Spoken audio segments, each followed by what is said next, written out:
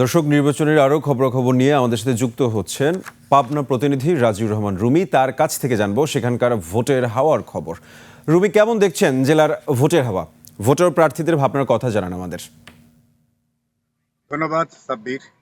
আমি এই মুহূর্তে দাঁড়িয়ে আছি পাবনার চাটমোহর উপজেলার একটি গ্রামে।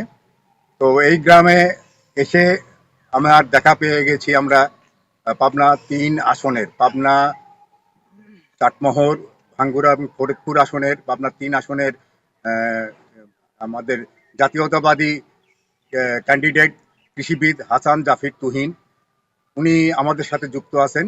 আমরা ওনার কাছেই জানতে চাই যে উনি কেমন দেখছেন ভোটের অবস্থা এবং ওনার প্রতিশ্রুতি কি পাবনায় ৩ আসনের। হ্যাঁ তুহিন ভাই, একটু বলবেন যে আপনার প্রতিশ্রুতি কি পাবনা ৩ আসনের জনগণের জন্য? আপনি প্রথমে যেটি বলছিলেন, এখন পর্যন্ত ভোটের পরিবেশ ভালো, এখনো আনুষ্ঠানিক প্রচার শুরু হয়নি। আমরা প্রত্যাশা করছি এবার ভোটটি স্মরণকালের সবচেয়ে ভালো ভোট হবে। আপনি যে প্রতিশ্রুতির কথা বললেন, পাবনা ৩ অঞ্চলটি কৃষি নির্ভর অঞ্চল। এলাকার উন্নয়ন নির্ভর করছে এই এলাকার কৃষি এবং কৃষকের উন্নয়নের উপর। তা আমি যেহেতু জাতীয়তাবাদী কৃষক দলের সভাপতি এবং কৃষির উপরে লেখাপড়া করেছি, আমি মনে করি আমরা কৃষিতে সর্বাধুনিক প্রযুক্তি, জ্ঞান বিজ্ঞান সংযুক্ত করে এলাকার কৃষিকে এবং কৃষকদেরকে উন্নয়নের সর্বশিখরে পৌঁছে দিব ইনশাআল্লাহ।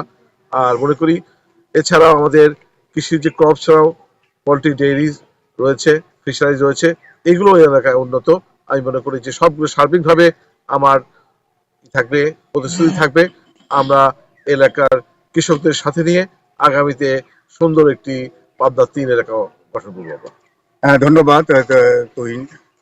এবং আমি আরো একটু বলি যে পাবনার ১ এবং ২ আসনে যে নির্বাচনী যে সংকট তৈরি হয়েছিল, সেই সংকট কিন্তু অলরেডি দূর হয়ে গেছে।